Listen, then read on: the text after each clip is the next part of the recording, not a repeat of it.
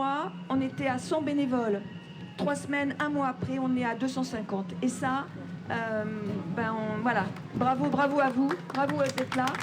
Un briefing avec les bénévoles tout en émotion.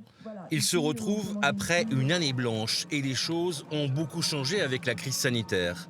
Un petit guide est distribué pour se repérer. Il y a les plans, il y a les horaires pour les restaurations, pour les tests au niveau sanitaire si besoin, les contacts importants des responsables de chaque commission. Enfin voilà, toutes les informations, on va dire, un peu utiles.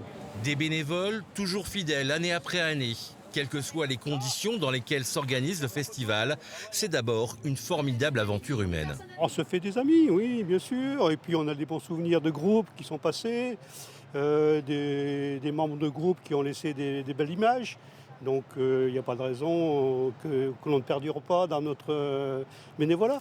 Dans cette parenthèse estivale en Charente-Limousine, les plus jeunes ont déjà pris leur marque depuis quelques jours pour apporter leur pierre à l'édifice. On va faire un stand à canettes, sans alcool, que pour les boissons.